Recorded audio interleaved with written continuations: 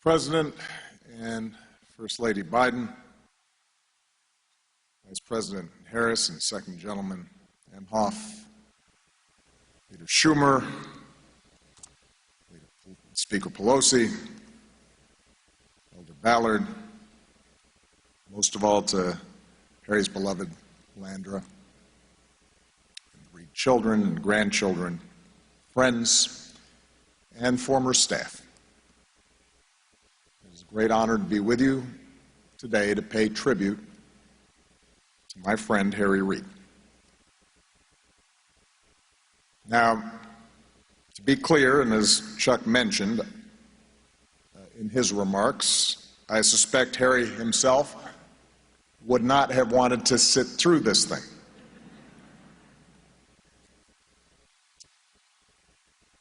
Harry did not like being the center of attention. It made him a little awkward. He was uncomfortable when people said too many nice things about him. But as he looks down on us today, Harry is going to have to suck it up.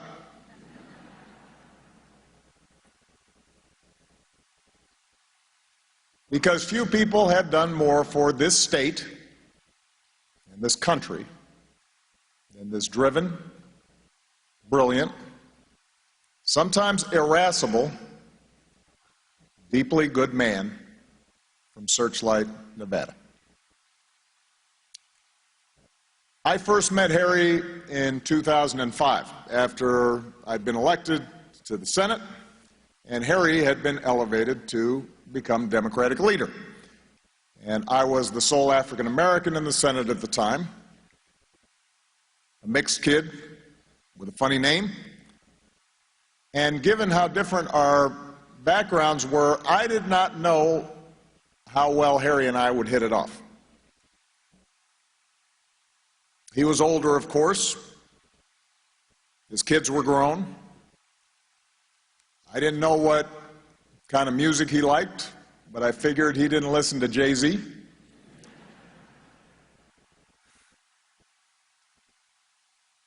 On the issues, he had a reputation for being a little more conservative than I was, reflecting the politics of his western state. So he invited me to his office for a chat shortly after I'd been sworn in. There was not a lot of small talk. In fact, there was not a lot of talk at all. He asked me what committee assignments I wanted. I told him. He said he'd see what he could do. Half the time his voice was so soft I could barely hear what he was saying. Afterwards, my senior colleague from Illinois, Dick Durbin, asked me how it went. I said, man, I don't know. The whole conversation lasted maybe 10 minutes. He did not seem particularly pleased with my taking up his time. Don't worry, Dick said. If Harry didn't like you, it would have only lasted 5 minutes.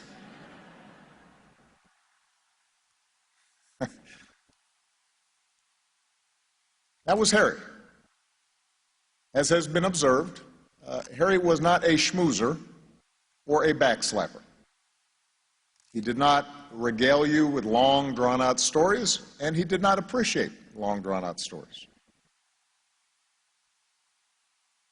Despite the years he'd spent in Congress, despite all the power he wielded, his reputation as being the consummate Washington insider, what I came to realize was that Harry always remained something of an outsider in Washington. Which makes sense, given the remarkable path to the Senate that he had taken, a path that was at least as unlikely, if not more unlikely, than mine. Others have mentioned Harry's extraordinary journey out of Searchlight, a tiny desert town an hour away from just about everywhere.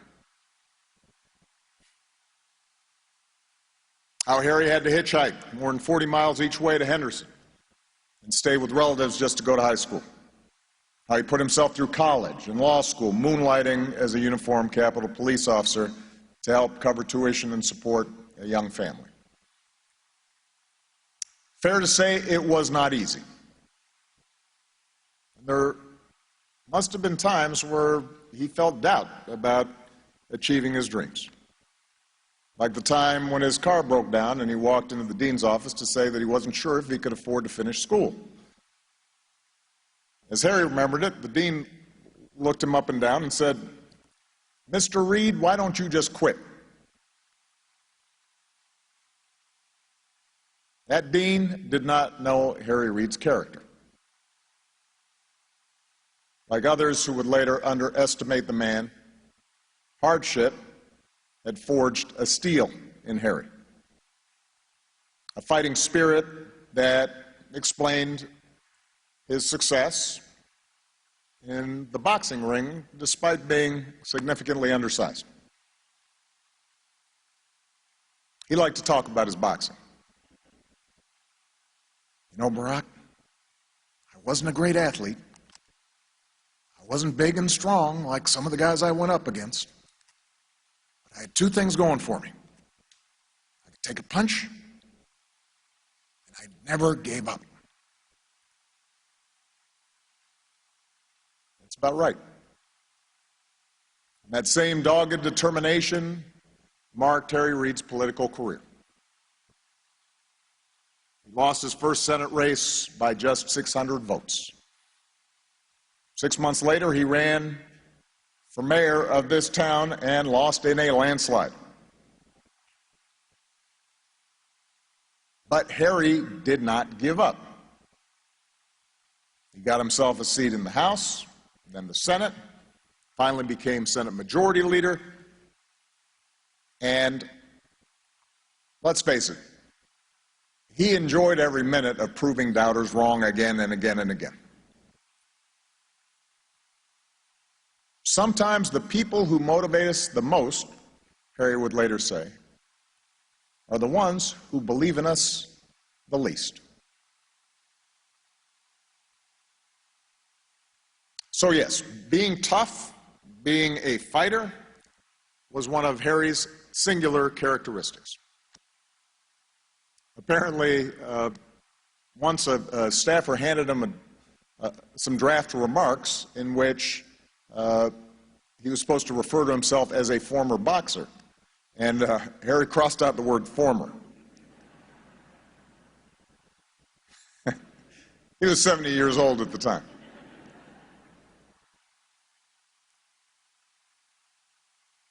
But there were other aspects to Harry's character that helped explain his extraordinary achievements. Qualities that, at this particular moment in our history, seem especially relevant. First and foremost, Harry was a pragmatist. At a time when so many Americans across the political spectrum apply strict purity tests to our politicians, demanding they toe the line on just about every issue, at a time when so often compromise is portrayed as weakness, Harry had a different view. He didn't believe in highfalutin theories or rigid ideologies. He thought most people make decisions based on their life experience, based on the immediate needs of their families, based on their own self-interest, no matter what they may tell themselves. And as a result, Harry met people where they were, not where he wanted them to be. And he was willing to cut deals, even with folks he didn't agree with or particularly like. I heard Nancy Pelosi say she never heard Harry say anything bad about any of his colleagues. I don't know about that, Nancy. But he would work with them. I love Nancy, but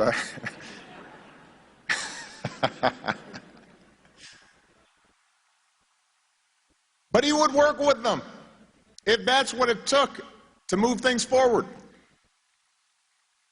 In a battle between perfection and progress,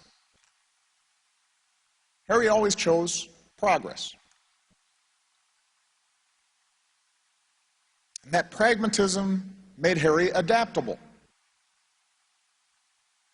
When he first got to Washington, Harry's voting record wasn't so different from those who'd represented his state in the past, holding traditional positions on issues like gun rights, immigration, reproductive health. But as Nevada and the country changed, as Harry met more and more people from different walks of life and realized their struggles weren't that different from his family's had been in Searchlight, Harry's views on some of these issues changed as well. He didn't consider that a weakness. He understood that he wasn't always going to be right about everything. He knew how to listen and to learn, and was humble enough to admit when he had to change his mind and grow. And by the way, speaking from personal experience, it helps when you're married to somebody who's wiser and brighter than you. I know something about that. After Harry introduced a bill repealing birthright citizenship in the 1990s, for example, Landra pointed out that her own father had been a Russian immigrant. Later, Harry would say, "I came to the realization that I was way off base. I'm so glad she righted the ship."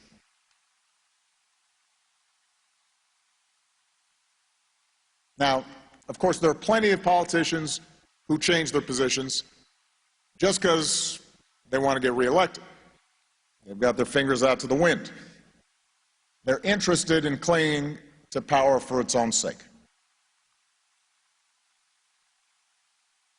But for Harry, the whole point of holding office, the whole point of wielding power, was to actually get things done on behalf of those he represented.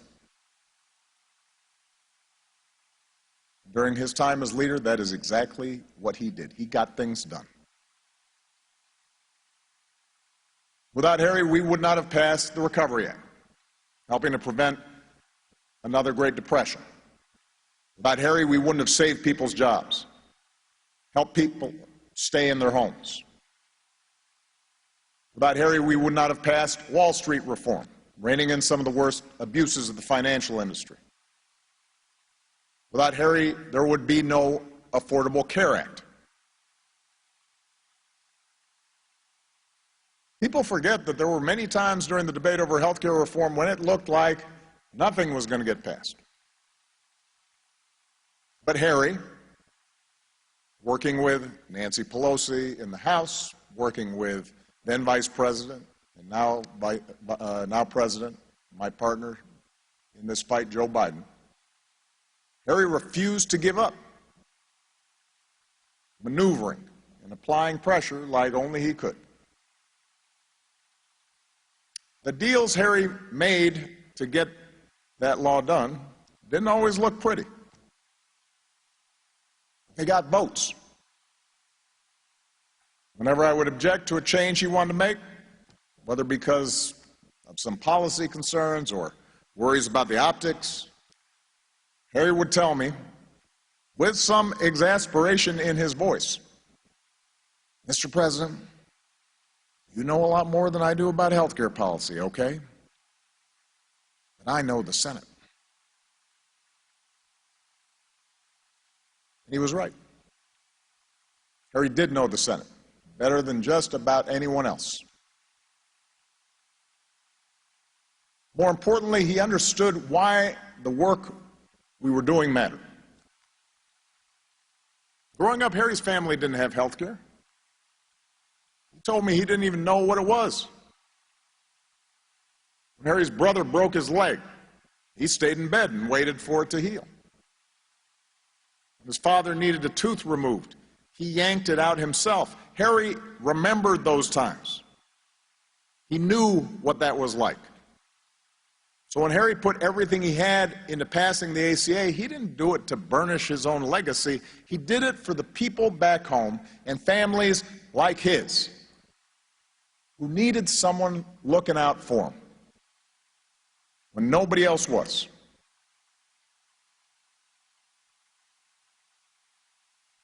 Harry got things done. And here's another thing that set Harry apart. He was always unfailingly himself.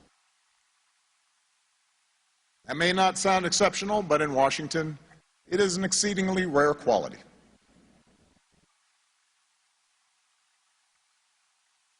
Harry was the first to admit he wasn't the most charismatic or politically correct speaker. After a press conference, he'd sometimes go up to a staffer and say, "Okay, tell me everything I did wrong."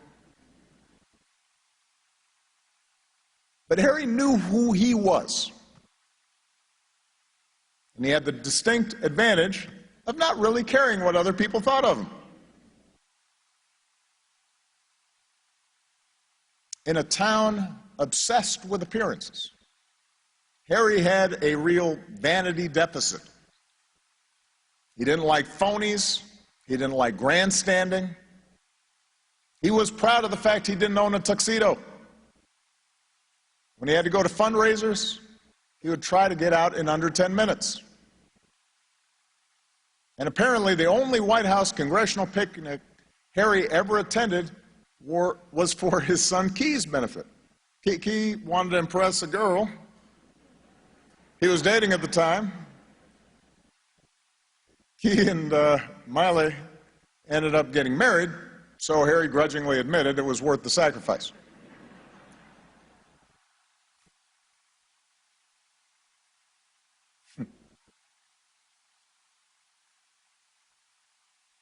Finally, for all of Harry's toughness, for all his hard-nosed views about politics, Harry loved his family, loved his staff, and Harry was a true and loyal friend. During my time in the Senate, he was more generous to me than I had any right to expect. He was one of the first people to encourage me to run for president, believing that despite my youth, despite my inexperience, despite the fact that I was African American, I could actually win, which at the time made one of us.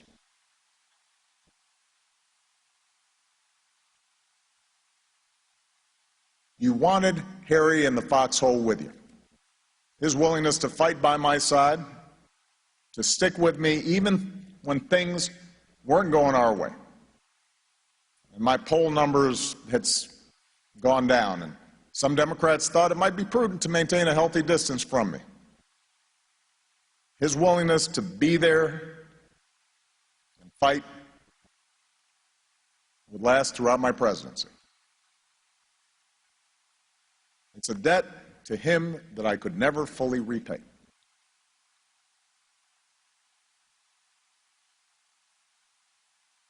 I remember toward the end of my time in the White House, Michelle and I invited Harry and Landra over for dinner along with Joe and Jill and Nancy and Paul, Chuck and Iris. And during the meal, Harry was his usual curmudgeonly self. Occasionally he'd offer an opinion on this or that, mutter about the food was pretty good. But generally, he was keeping his own counsel. But at the end of the night, those who were there, I suspect, will remember this. I sure do.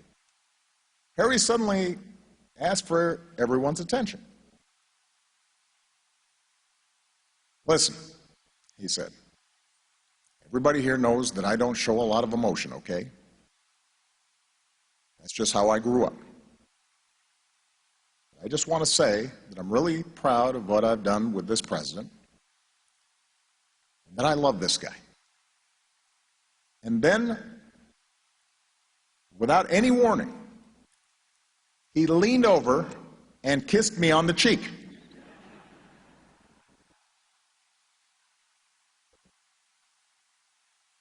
I think it's fair to say that we were all surprised. And I laughed. I said, "Well, thanks, Harry. I love you too, man." And I put my arm around him, which I think was too much for him.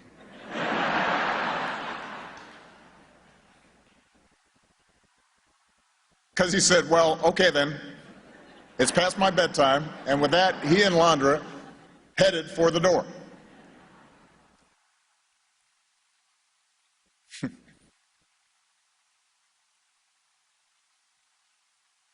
Pragmatism, adaptability, a premium on getting things done, a lack of pretension, an abiding loyalty. That's what Harry Reid represented. A man of old school virtues. They are qualities that are in short supply these days. And yet, it seems to me they are precisely the qualities our democracy requires. Harry understood we don't have to see eye to eye on everything in order to live together and be decent toward each other.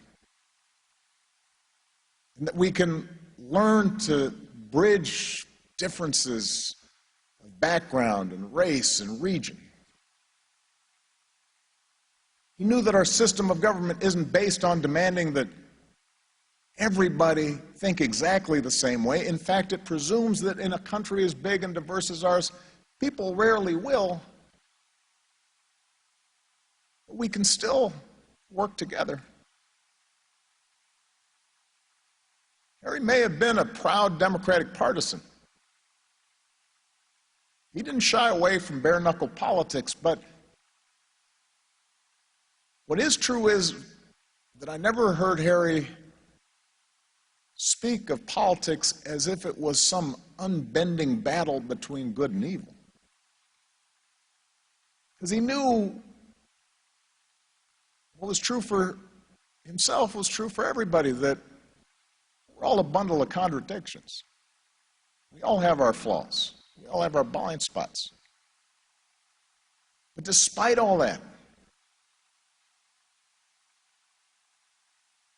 it was possible for us to affirm our collective humanity, because that's what made America great.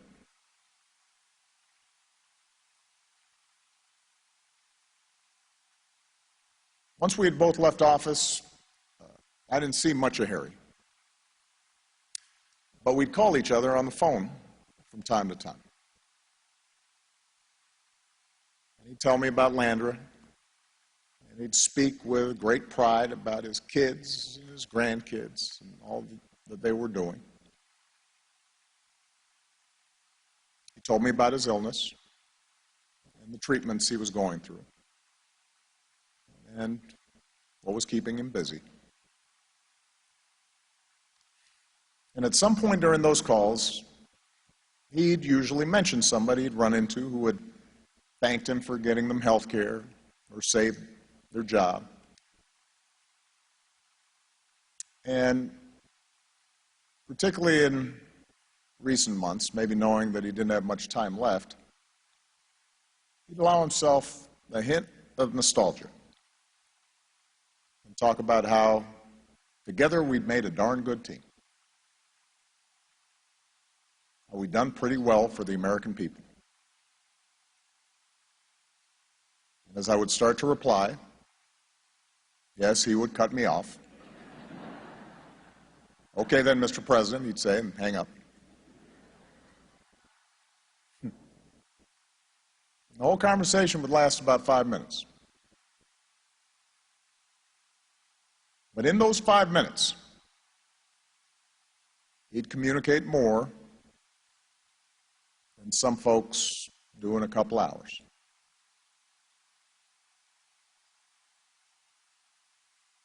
That's who Harry was. A man who knew what was important and didn't believe in dwelling on what wasn't. One former colleague explained it by saying to Harry, goodbye was an unnecessary word. It might not have been necessary for Harry, but it is for us. Goodbye, Harry. Thank you for everything. Nevada has never had a greater champion.